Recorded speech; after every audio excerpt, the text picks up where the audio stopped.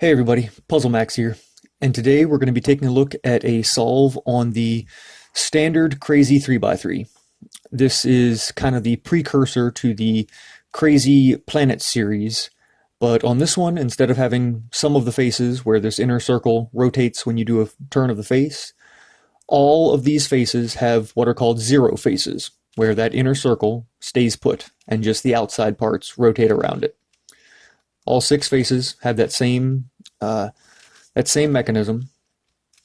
And this puzzle is actually very similar to a standard 3x3 solve. So much like this.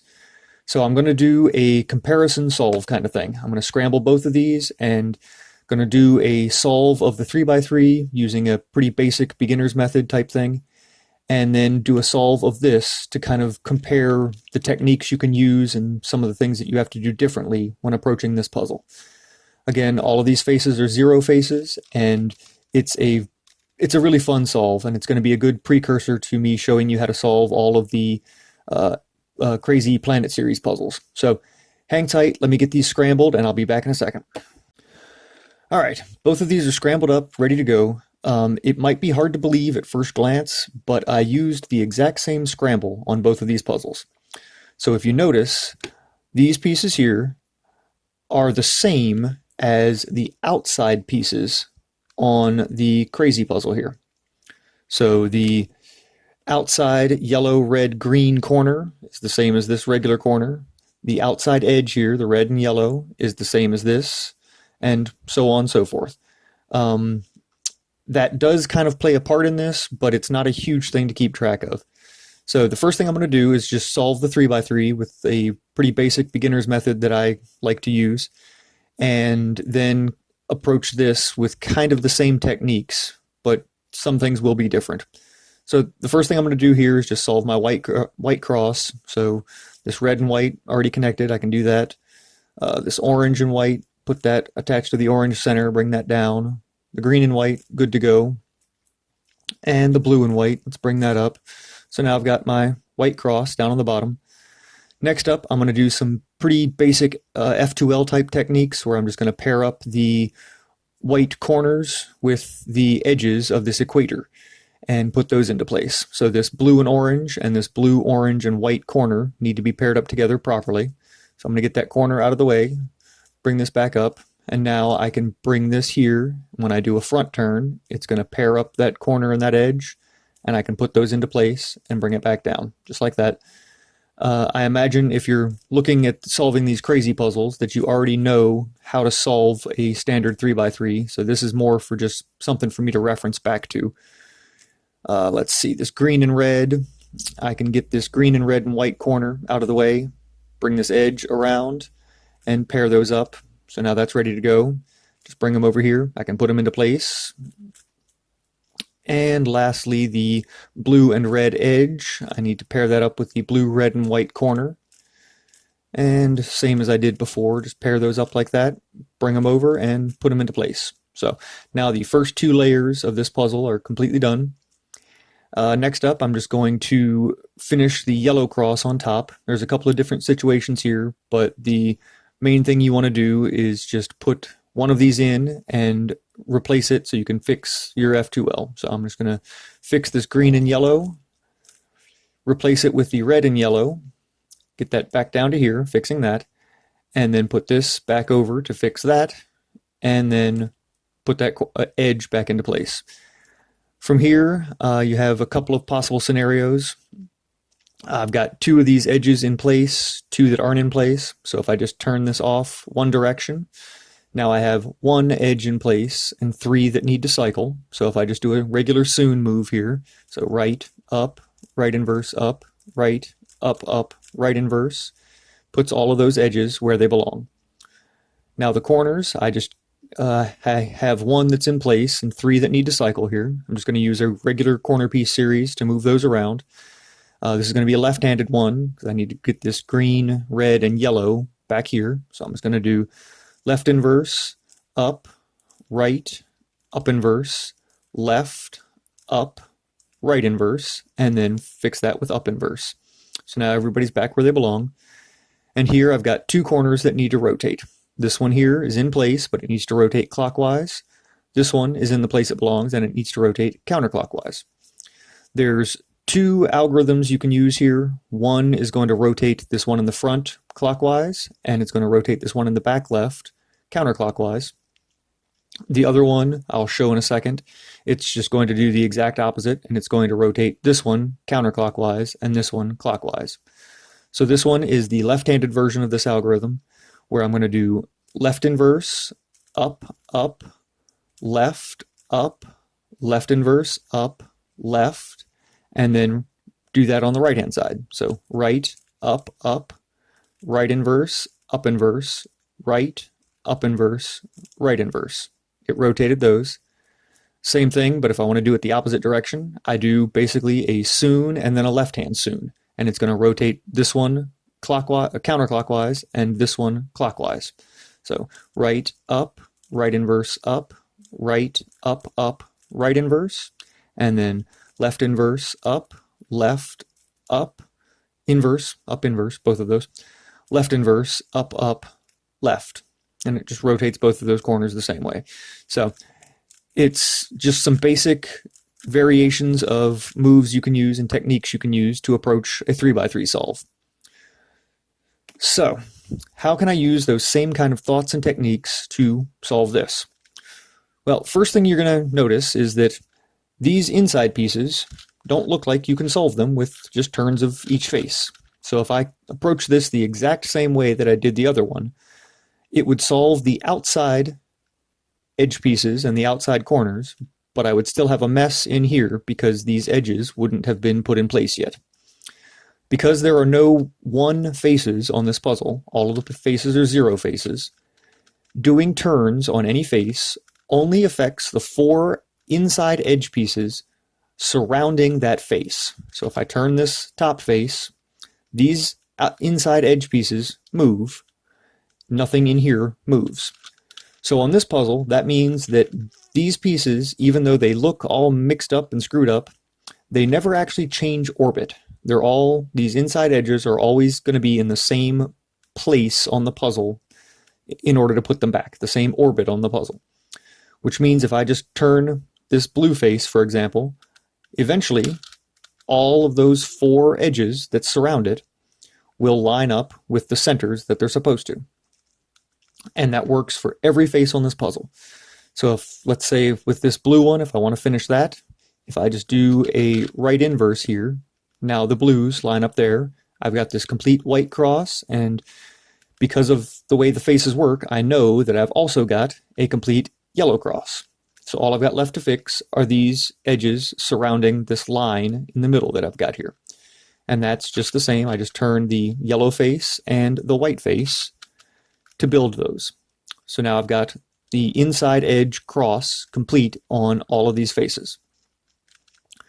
Another thing to note here, these inside corner pieces on this puzzle are completely aesthetic. You do not need to do anything new or different to solve them, because they are actually connected to these outside 2-color edge pieces. So that little piece there, the inside corner piece over here and the inside corner piece over here are connected to this outside edge piece. So once you put these outside edges in the correct places, these corners will also fall into where they belong. So they're a completely aesthetic thing. You just have to solve these outside edges and then solve the outside corners, and everything will end up where it's supposed to be on this inside circle once you finish that cross. So first thing you want to do is very similar to a regular 3x3. I'm going to build my white cross using these outside edge pieces. You have to be a little more careful about how you do this, though, because if I just put this green attached to the green center like that, and then do a double turn to bring that white down, yes, it puts that white and green outside edge in the correct place, but it knocks out the inside edge that I had correct to begin with. So what you need to do is kind of a 3-cycle edge piece series type of thing. So I'm going to bring this position up to the top, then I'm going to put this green and white edge into the correct slot and then undo that first setup move that I did. So if I bring this position all the way up to the top, now I can put this green and white outside edge piece where it belongs, and then undo that first move that I did, which was a left 2. And now you'll see it put that where it belongs.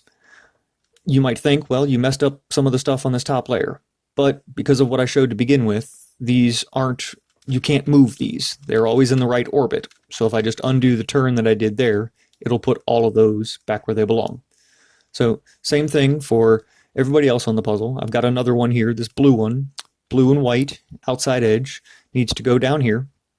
So I'm going to do pretty much the same thing. I'm going to get it out of the way first. I'm going to bring that position up to the top. I'm going to put this outside blue and white edge over there where it needs to go, and then bring that position back down to where it belongs.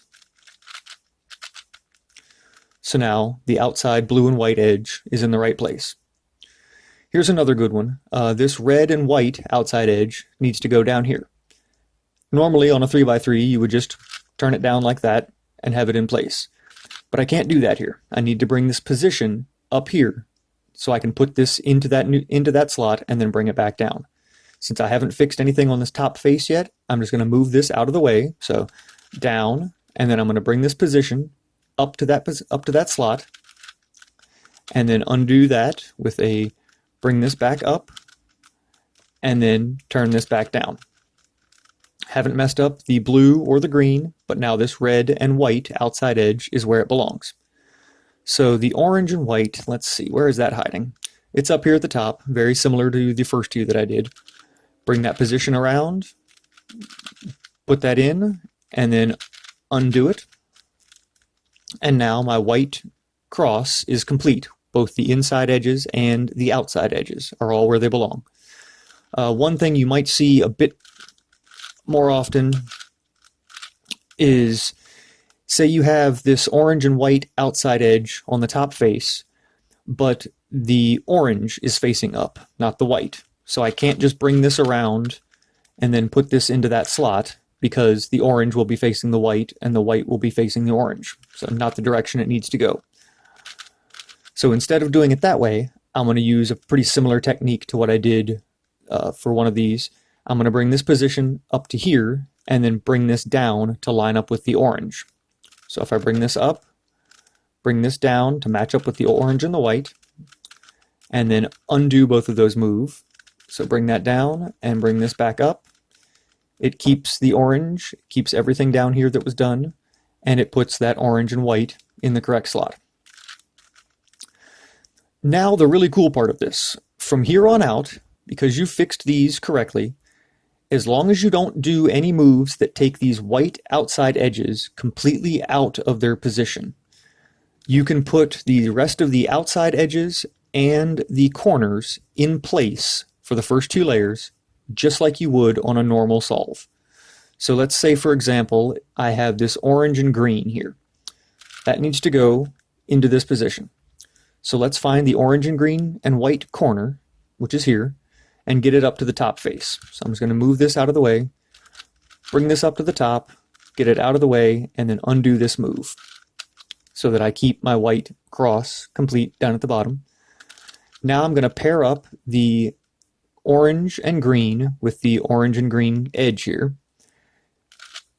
Going to bring this over, put an empty slot up at the top so I can rotate this orange and green outside edge around and pair that up with the corner. So now I've got that paired up. So now I can put this into this position and it's not going to mess up any of those inside edges. And you'll also notice that now this inside corner piece and both of these inside corner pieces are solved. You can do this pretty similar to some basic beginner method stuff. So if you are comfortable with the position of putting the corners in place first, I can do this the exact same way. So if I take this red, green, and white corner, put it where it belongs,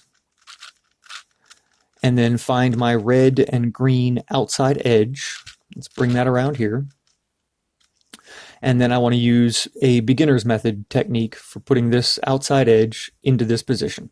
So if I just do up, right, up inverse, right inverse, up inverse, front inverse, up, front, it does the same thing. It puts that edge where it belongs, completes that section of the F2L. So this portion of the solve is very familiar to, I would imagine, most of the people looking at this, because if you're looking at doing a crazy puzzle, chances are you already have the basic idea of how to solve a 3x3 mastered. So I'm going to finish off the F2L here. Sorry about that, my camera died, but as I was saying, I'm just going to go ahead and finish off the F2L here, because I imagine that if you're looking to solve this crazy 3x3, you have some kind of standard idea on how to solve the basic 3x3. And since doing the F2L normally solves the F2L on this puzzle, then you're pretty much ahead of the game. All of the inside corners on the bottom here and all of the inside corners on the outside edges of this bottom layer are complete. Next thing is you want to get all of the outside edges of this top face flipped correctly. Another great spot where you can use similar techniques that you're familiar with to flip those where they need to be. So I'm going to use the same technique I used on the regular 3x3, just front, right, up, right inverse, up inverse, front inverse. And just like it did on the regular 3x3, I've now flipped all four of these outside edges to face the correct way. Here you have to be a little more cautious, because you can't start this by putting the outside edges connected to the centers they need to be connected to. What you need to do here is use your soon and your anti-soon moves to move the outside edges to the matching inside edge.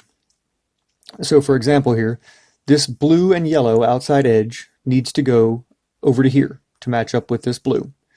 So if I put that on the right and then just do a regular soon move, it's going to move this outside edge to here, this outside edge to here, and this outside edge over to here. So just right, up, right inverse, up, right, up, right inverse. And now you see it has moved that blue and yellow outside edge over top of the blue face where it needs to be. So once more, here we go.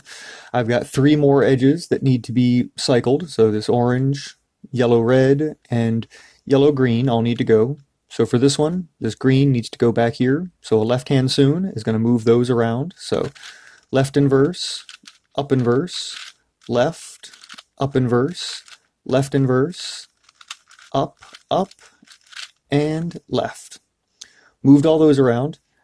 And here I got lucky, and these two corners are in the correct place and just rotated. These two corners are in the correct place and facing the correct direction.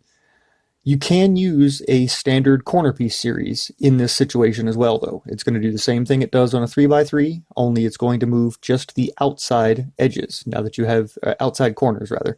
Now that you have the outside edges in place, these inside corners are all where they belong, all around the puzzle. So your regular corner piece series is just going to move three of these outside corners around the puzzle. So just to demonstrate,